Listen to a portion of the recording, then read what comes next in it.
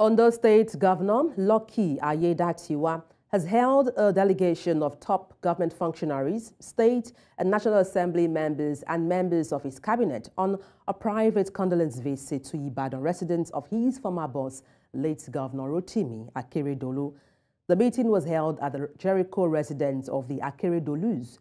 Speaking shortly after the meeting, Governor Akeredolu described the demise of his former boss as a personal and national loss, stating emphatically that the late senior lawyer was an accomplished Nigerian who had contributed in no small measure to national development and whose departure would be greatly missed by not just the well-meaning indigenes of Ondo State, but indeed all Nigerians. Yeah, the government, under my leadership, Government of Ondo State, on behalf of the good people of Ondo State, to pay a condolence visit to the immediate and extended family of our former governor, Governor Rotimi Ondo Akeredolu, SCNCO, and who passed on yesterday in his private home here in Ibadan.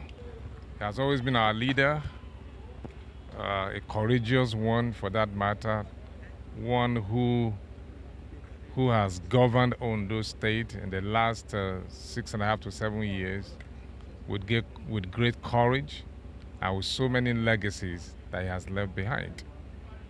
He's an exemplary leader, a courageous one, a leader that believes in fairness, equity, and justice, a senior advocate of Nigeria who speaks on national issues so that adjustment and proper decision can be made concerning any issue in Nigeria. And joining us on the news to talk about these is News Central's correspondent, Bernard Akede. Bernard, good morning. Glad to have you join me. Good morning, Adebola. Glad to be here with you. And I bring you greetings from your hometown. I understand you are from Ondo State, Akure maybe? Absolutely. I am from Ondo State, Akure precisely. Just give me a sense of what is happening, the mood right now in Ondo State. All right, well, in Ondo State, particularly Akure, the state capital where we are, it's business as usual. But of course, we do remember that the present governor, talking about Rotimi Akeredolu, after his swearing in, did announce that there will be 3 days mourning in memory of the late immediate past governor, Rotimi Akeredolu. So we're still in that mourning period, I believe. The days will last for Thursday, Friday, and Saturday, if I'm not mistaken. Also, flags are still being flown at half-mast in public areas, public buildings, government offices, and other places like that. But it's quite slow at the moment. It's the end of the year, of course, last Friday of the year. While the market now, this is Ojaoba market, if I'm not mistaken, and you know, business has started quite early. But of course, that's for the ordinary people, if you like me to use that word. But for the political class, there's still a lot of politics and politicking going on.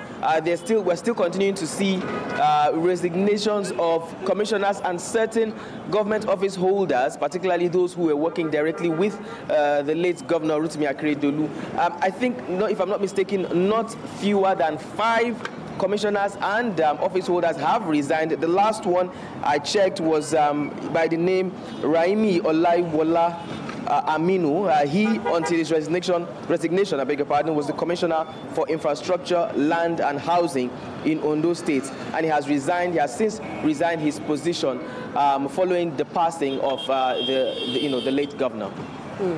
Well, I was wondering, Bernard, if you were able to speak with any indigene in Ondo State, just to know what they are saying about the late governor.